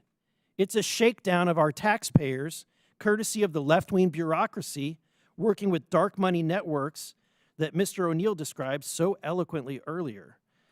Now, I have a question for Mr. Roman. As DOJ has recently brought to the forefront, USAID has often used American tax dollars to push leftist ideology abroad. One of these areas is exporting radical renewable energy agenda, which I believe is not only not in the best interest of the U.S., but it's also detrimental to the very countries that the aid is supposed to be helping, subsidized by anti-competitive energy policy. Can you touch on the impact that this policy has? Without being a meteorologist or climatologist or a geologist, I can't necessarily speak about energy, but I can speak more largely about the sponsorship of agendas which are anathema to American interests abroad. Specifically in the report that we published about 3 weeks ago, we were finding that there were special interests who would come to USAID contract officers, they would make recommendations, and it was basically the granting like a political commissar in the Soviet Union would do to his favorite unit, rather than looking at what was actually good for the United States. Thank you. Mr. Pimarack, it was once quoted by Samantha Power. She declared that USAID is a climate agency. And so DOGE recently canceled 10 climate and clean energy programs, including a nearly $85 million award aimed at increasing clean energy in Africa. Also, a $18.7 million program for electric vehicles to be adopted in Nepal. My question to you is USAID a climate agency? They wasted a lot of money on it. I can't think of any other agenda that has caused as much poverty and hunger as the climate agenda. For example, the higher energy costs hits the poor the hardest. For poor farmers in Africa that have to rely on natural gas-based fertilizers, it became too expensive, so crop yields just plummeted. And these countries at the same time were prevented from developing their own fossil fuel industries in which they could generate the income to finance their own social services. Thank you. And my last question has to do with the promotion of values outside of the values of the United States and Western culture. As a member of Congress, I've had diplomats from other countries come meet with me in my office and beg us to stop using the aid that we're sending to their country as a leverage point to force them into doing things that their countries find abhorrent. One of those is the promotion of abortion. USAID is being used to push ideologies, including abortion ideology, across the globe. In fact, during the Biden administration, one of his first actions was to sign a memorandum reinstituting the foreign aid to abortion programs. But Mr. O'Neill, that jeopardized the same funding that was supposed to be helping people with AIDS. Yeah, we've seen throughout the Biden administration the impact of these far-left organizations propped up by the left's dark money network, pushing a host of causes, particularly on abortion. I have a big chapter talking about the prosecution of pro-life protesters. Thank you. I yield back. I now recognize the gentlelady from Texas, Ms. Crockett, for 5 minutes. Thank you, Madam Chair. I just want to see if we can level set, because I don't know if people truly understand the point of USAID. First of all, can I just ask you really quickly, each of you, yes or no? Do you believe that soft power matters? Yes or no, Mr. Unger? Yes. Yes. Yes. Absolutely. Okay, so for the American people, because I don't know that there's been a conversation about soft power, but soft power is basically our way of building diplomacy around the world. And so how we build that diplomacy probably looks different in every different administration. But the issue that I have right now is that some would argue that we've taken a butcher knife where we need a scalpel, or others would just say that we are throwing out the baby with the bathwater. But either way, we are not accomplishing our goal, because as it's been laid out, we have people that have gone hungry, we have people that have died. So let me try to make sure that people understand what it is that soft power is, which is building diplomacy. The next part of that I want you to understand, those of you that are watching, is that as members of Congress, we do have congressional oversight to the extent that we actually travel the world. We go, we sit down with world leaders, we talk to them about the programs that we have, we talk to them about trade. We also have an opportunity to go and visit and talk and see exactly how our dollars are being spent. And if you are a good member of Congress, you do that. And I do want to tell you about an experience in Africa, but I got to get through these other remarks. So if I have a chance, I'm going to tell you why I believe in this with my whole heart. We all know that my Republican colleagues have a weird fetish with dictators or wannabe dictators. So it should not come as a surprise that they're here attacking global democracy programs. For 6 decades, USAID has been vital in reducing global poverty and hunger, helping to resolve health threats like the Ebola outbreak, which reached Dallas, where I represent, in 2014, and countering regional threats from Russia and China. Not only is pro-Putin President Trump threatening economic warfare against our closest allies and partners, he's blaming Ukraine for Russia's invasion, threatening military force against Greenland, and starting tariff wars with Canada and Mexico. He's also defying a court order to release billions of dollars in U.S. foreign aid. This committee should be providing oversight of the executive branch's illegal impoundment of federal funds. But we're here today so that the chairwoman can peddle new conspiracy theories about U.S. foreign aid. The dismantling of USAID is just another part of the Republicans' chaotic foreign policy and pro-dictator agenda. Republicans are turning their backs on American farmers who provide nearly half of USAID's global food assistance. I'm gonna stop here really quickly. Because I think what happens is that when the American people hear that we're sending out money, they believe that we're just dropping bags of money places. And that's not what we do. But let me tell you, China does. China does. Because I've sat down and I've talked to people, and one of the reasons that we are behind China is because they have argued that there is no red tape. And China is like gangsters. Like, think about the biggest, baddest guy offering you money when you want it, like a loan shark, right? And then when they come back to get their money, they want your firstborn, your secondborn, and everybody else. That is who China is. But a lot of people that are desperate for money, they go for that because in America, we're going to say, no, no, no. We're going to take care of our farmers. We're going to make sure that our farmers are the ones that are giving you the food. We're going to make sure that if you want arms, those arms are going to come from us. So I want people to understand we don't just go with black bags and drop off bags of money like that. It's not that simple. But I want to get to a couple of questions because I know I'm running out of time. Mr. Unger, the chairwoman stated that, quote, the federal government has been sending billions after billions of dollars to push left-wing ideology, fund radical extremist groups, and usurp the will of the people abroad and here at home. Is saving 20 million lives through the president's emergency plan for AIDS relief, or PEPFAR, part of some left-wing ideology? Yes or no? No, in fact, Okay, PEPFAR was created by Republicans. It was created by Republicans. Thank you for that fact. In fact, it was a Bush, a Texan. What about eradicating polio in nearly every country and cutting malaria deaths in half? No. Okay. So here's the other thing, and I don't know if anybody knows the answer to this question. We have been talking about USAID and trying to pretend like it's the devil, but when we look at the numbers, is it 50% of our budget that goes to USAID, Mr. Unger?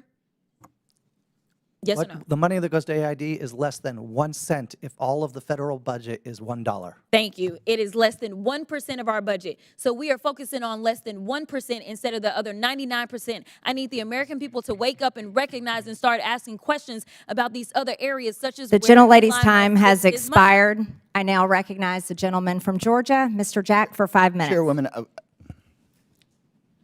I wanted to ask for unanimous consent to enter an article into the record from this morning. It is an article from the Washington Post this morning titled, Judge Orders Trump Administration to Pay Millions in USAID Funds that the UN World Food Program is owed more than $820 million in funds, from just this morning. Without objection, so ordered. Mr. Jack?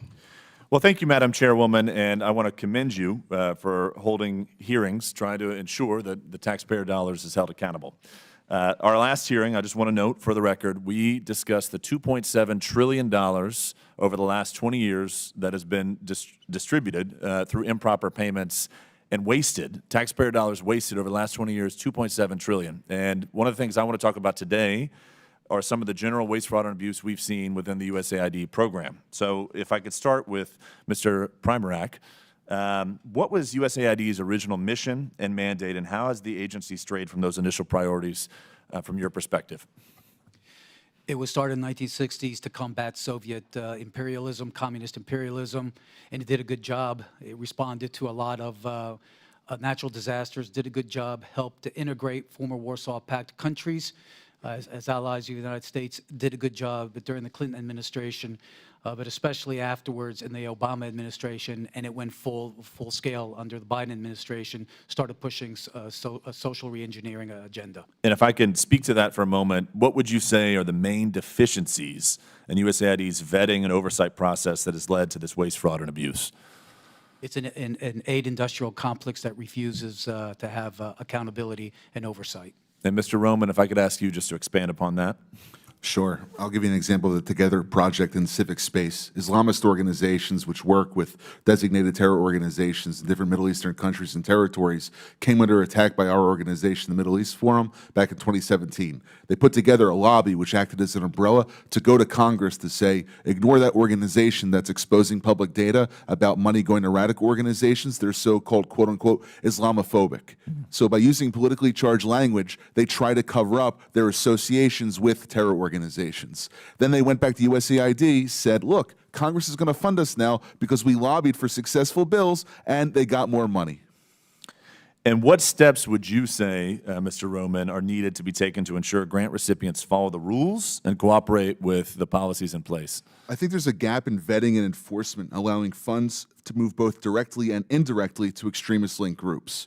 You have to have a pipeline where all the money that's coming out of U.S. government coffers is traceable exactly to which organization and subgrantee it goes to, and then if you have $1 touch one individual, that individual or that organization has to report back to be compared against U.S. vetting databases before a check is cut to them. And if I could ask the same question to you, Mr. Primerack, what are some steps we could take to ensure that grant recipients don't evade some of the requirements needed? I think we need to have a consolidated website where every single award and sub-award is on there, where not only members of Congress can look at it, but the American people who fund this can go through it. And that's the kind of transparency and accountability that's going to force folks to be careful what they do. And if I can just ask, we'll go back to Mr. Roman. I really appreciated that example. With what time I have left, could you offer any other examples of mechanisms by which entities evaded transparency requirements, something that we all talk about, and we've all seen the egregious spending across the board that's been illuminated by many members of this committee over the last 2 weeks. But when it comes to evading some of these requirements, I want to speak directly to that and enter that into the record to the extent you could share. There's a bifurcation of the problem. One is the organizations which are abusing U.S. taxpayer dollars, but the second is the bureaucrats who are allowing them to get away with it. Sometimes because they're not looking and being blind to the issue, other times because they're intentionally pursuing an ideological agenda that Congress didn't appropriate or authorize. You have to direct funding to have individuals that are getting money to be able to authorize that money, and the reports on the grants that they make after the funding period is over should also be publicly available rather than just how much money was spent. In addition to that, there is many other individuals and partnerships that go beyond USAID. For instance, foundations supporting extremists, persistent lapses in sanctions enforcement, and also potential violations of U.S. criminal statutes. The report that we put out suggests that funding streams may have contravened laws prohibiting material support to terrorism, sanctions violations, fraud, and false statements, both by the grantees and some of the grantors. Well, I appreciate the testimony from both of you all today and for all witnesses for appearing before the committee. Ultimately, I think what the chairwoman's been trying to do through these hearings is try to ensure that American taxpayer dollars are protected and used to the betterment of American citizens and our interests here in our country, and they're not wasted. And if I could just spend, Madam Chairwoman, the last 20 seconds of my my questioning today noting that we in our committee should have a decorum. And the other side, after our last committee hearing, which should have been a bipartisan issue, talking about waste, fraud, and abuse within government programs going out the door, shortly after that hearing, one of our committee members called for real weapons to be brought to this political debate. And I think that's atrocious. I think that's egregious. And I would just like to note, I will reclaim my time, but I'd just like to note, Madam Chairwoman, that I think you're not recognized, Ms. Stansbury. You're not recognized. Out of time, and you're spreading lies. You're not recognized, Ms. Stansbury. so. I will just close by saying we should have more decorum in this and expect it, especially from the American taxpayers who are paying our salaries to be here.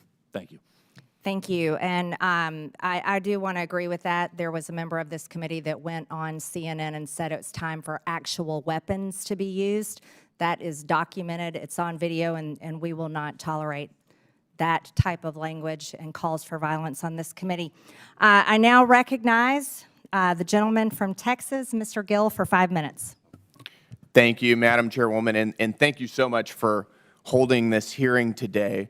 We've heard throughout this hearing a bit more of the same shrill calumny against President Trump and Elon Musk that we've been hearing for months now.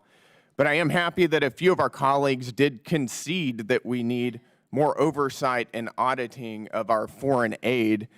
I'd like to remind them that every time Republicans try to do that and audit where government money is going, they try to stonewall us. So I hope that they will get on board with protecting the American taxpayer.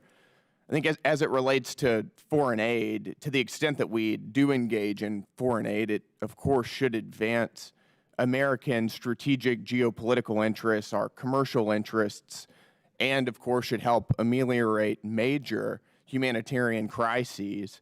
But it ought to be rooted in realism, which is a recognition that we have strategic interests abroad that we ought to advance, and it ought to be rooted in a rational conception of the way the world actually is, and not the way that some leftist secular bureaucrat at USAID believes the world should be. I think that forcing transgenderism and novel sexual fetishes on more traditional cultures does not advance American interests. It alienates the United States on the world stage. We've also seen USAID money going to oppose many of our allies abroad. Madam Chair gave a few examples, and I'll give a few more here. We've seen USAID money funding efforts to influence elections in India against Prime Minister Modi. We've seen our ally Hungarian Prime Minister Viktor Orban accusing USAID of funding left-wing media outlets that are opposing him. We've seen USAID give $12.5 million just last year to the American Near East Refugee Agency, whose staff openly called for violence against Jews.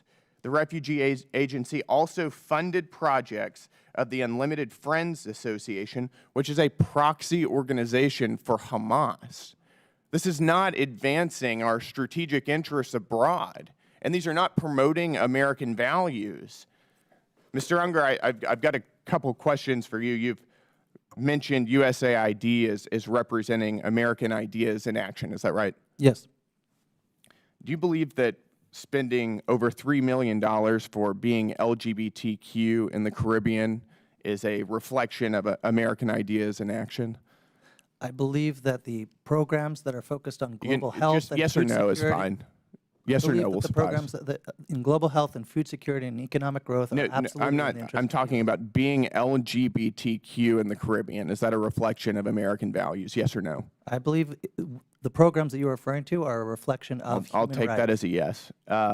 What about spending $70,000 for the production of a DEI musical in Ireland? Is that a reflection of American ideas in action? Yes or no? Yes. Yes. Okay, great. Do you think that spending $2 million for sex changes and LGBTQ activism in Guatemala is a reflection of American values?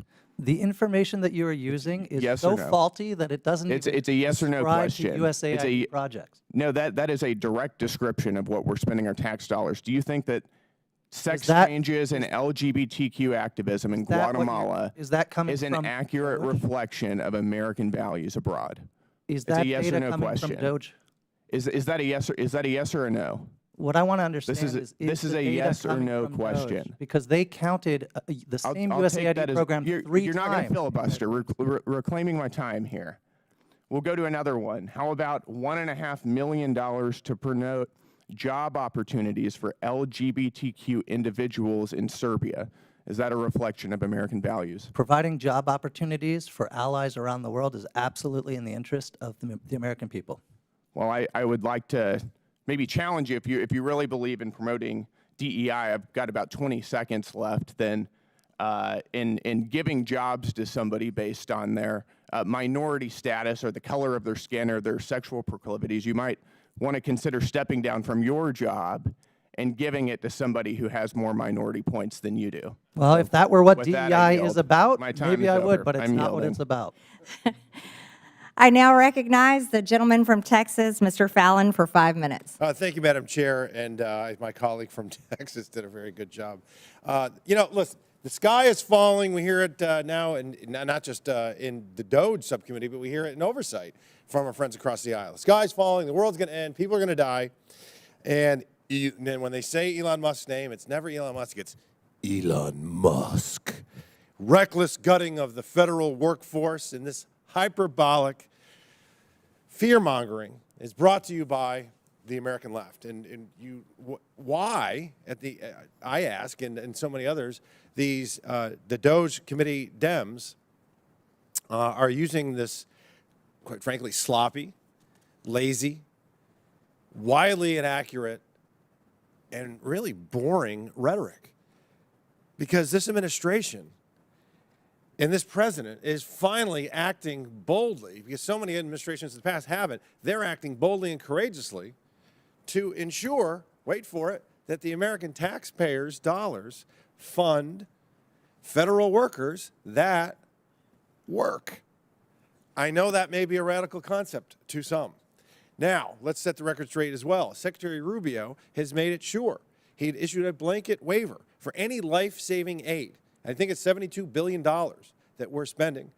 Is USAID the perfect vehicle for this aid? Of course not. We found that it isn't.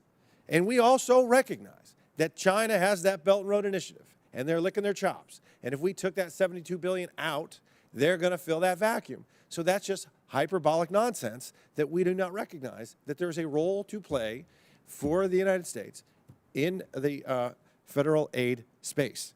But what we want to expose is $164 million going to radical organizations, $122 million of it to organizations that have aligned or at least tied to terrorists. So, Mr.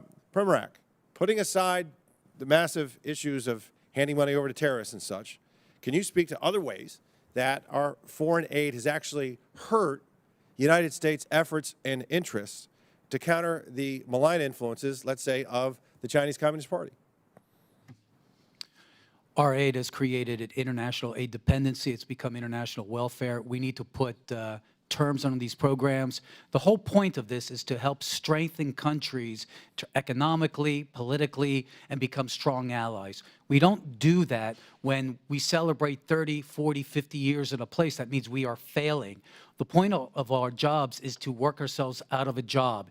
If we do that, if we focus more on trade, if we focus more on investment, we're going to create the kind of allies in the developing world that will make us stronger in combating the China challenge. So you're talking about self-sufficiency, it sounds like. You're talking about taking a developing nation and helping it develop. And that's what they want. One of the countries that come to mind, for instance, that had a successful journey over the last 60 years is like a Singapore. They don't need foreign financial aid from the United States. They're a wealthy city-state now, are they not? You had countries like South Korea, Taiwan, and other places that benefited. Look at them now. Wild successes. Okay, so also, Mr. President, while I got you, do you know of if USAID sent any funding toward lab research in Wuhan, China? Just what I've seen in the newspapers. Yeah, clearly we shouldn't be sending our foreign aid to China when they're our greatest adversary. Mr. Unger, thank you for being here. Just to follow up on some of the things that Mr. Gill was asking you, $2 million, and this is a source. This is from the Federal Award Identification Numbers, so this clearly happened on the USspending.gov website. $2 million to, quote, activity to strengthen trans-led organizations to deliver transgender surgeries. Do you think that's a good use of taxpayer money? I defer to Congress, sir. If Congress appropriated the money that's and not was what I asked. notified about the program, Mr. then Unger, I do you believe think it's in the interest of the Do you American think it's a good people. use of taxpayer money? I believe it's a good use of taxpayer money for Congress That is to very appropriate telling. I funds. thank you. I yield back to the chair. Thank you. Thank you. In closing, I want to thank our witnesses once again for their testimony today. And Chairman Comer was going to be here but got tied up. I now yield to the ranking member Stansbury for closing remarks. All right. Well, thank you, Madam Chairwoman. It's always a wild adventure here in the Oversight Committee. And as the language was just used, wild and sloppy is not what's happening in this committee, but what Elon Musk and Donald Trump are doing to our foreign affairs and foreign aid. And in fact, if my friends across the aisle would like to understand the real world impacts of the tens of thousands of Americans who've been laid off and the people who are suffering around the world, go home and talk to your own constituents, because we know they're coming to your town halls, and we know that behind closed doors, you are calling the president and you are calling secretaries and telling them that your constituents are upset and that you don't support what they're doing. So I do not appreciate you all sitting here pretending like this is not what you support, okay? So let's talk a little bit about the gutting of foreign aid and global realignment that's happening under Trump. They're dismantling this agency. They're withholding funds. They're firing tens of thousands of USAID staff. They're hacking federal data systems. They're stranding aid workers across the world.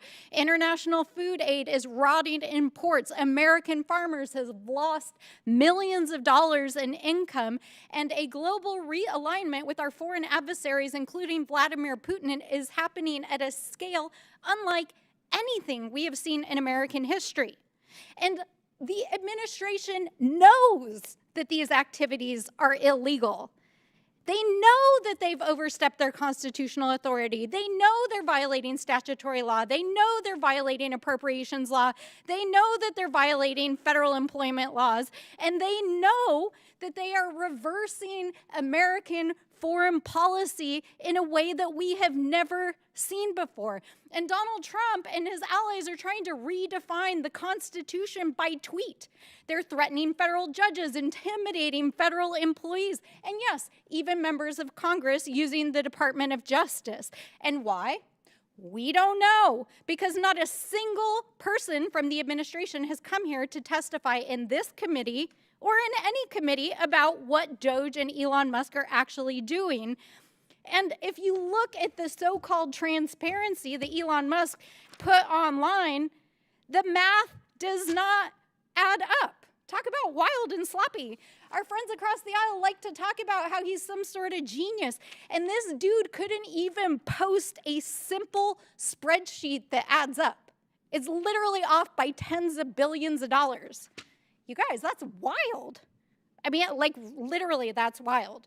But in spite of this, our friends across the aisle are acting like everything's normal. And yesterday, last night, they passed a budget resolution that not only is going to gut Medicaid and Medicare, but is going to make these cuts and federal firing permanent, even though they know it is making America less safe. And in the meantime, Elon Musk is actually awarding himself additional federal contracts. In fact, yesterday it was reported that he gave himself the FAA contract for communications. I mean, you guys, this is like graft, waste, fraud, abuse, all of the things. It's happening in front of your eyes, literally, and they are breaking the law while they cozy up to our foreign adversaries. And I know that Donald Trump thinks that he's a king because his social media, of course, he keeps repeating this. But let me say this to you, Mr. Trump. 250 years ago, the people of this great nation rejected a reckless, abusive king, and we won't go back. And for the thousands of federal workers out there, the aid workers, the advocates, and the people around the world who are impacted by these reckless and heartless and harmful and disgusting cuts that are impacting people across the world, know that we see you. We stand with you. We are fighting for you. We are in the courts. We are in Congress. We are in our communities, and we will hold this administration accountable.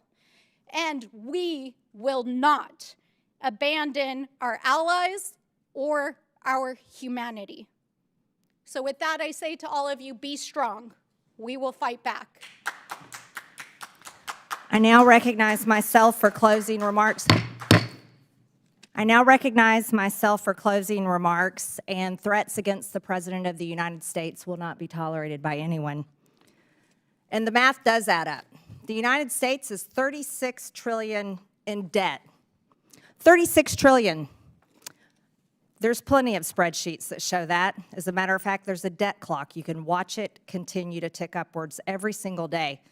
In fiscal year 2024, the government spent over $1.8 trillion more than it took in. And in fiscal year 2025, the interest on our debt is expected to exceed $1 trillion. That's everybody. I don't care how you vote. The American people do not want to continue to fund these propaganda campaigns, regime changes, terrorist, LGBTQ initiatives, diversity, equity, and inclusion, and other Democrat globalist initiatives. And even if the people did want to continue supporting such causes, guess what? They can support them with their own money through private donations. Because the reality is, everyone, we are flat out broke.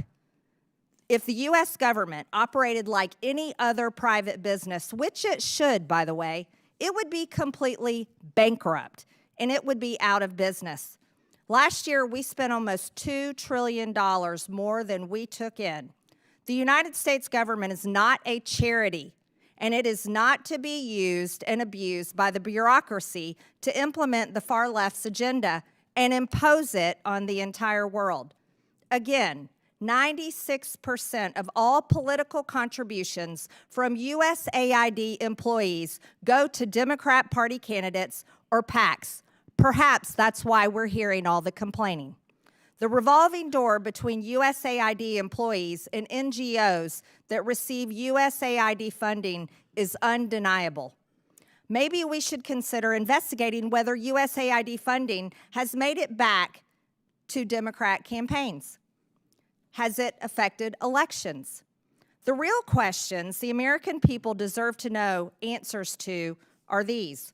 Why are we funding 9 out of 10 news outlets in Ukraine? Why was former USAID Administrator Samantha Power visiting Hungary for the purpose of strengthening democratic institutions when Hungary is a country that is strongly democratic and members of the EU and NATO? Why was USAID co-funding joint programs with George Soros' Open Society to promote radical social agendas throughout the developing world? Why is USAID involved in the canceling of elections in Romania? Why is USAID involved in funding court changes in Albania that resulted in the prosecution of the Albanian opposition leader? Why is USAID funding censorship laws in Brazil to silence Bolsonaro? Why is USAID involved in funding the Syrian civil war? What we have learned here today is that USAID has been used as a tool by Democrats to brainwash the world with globalist propaganda to force regime changes around the world. But if USAID funded terrorism that resulted in the death of Americans, then this committee will be making criminal referrals. Lastly, if this is the funding that has come from the USAID, the United States Agency for International Development needs to be abolished. With that and without objection, all members have 5 legislative days within which to submit materials and additional written questions for the witnesses, which will be forwarded to the witnesses. If there is no further business without objection, the subcommittee stands adjourned.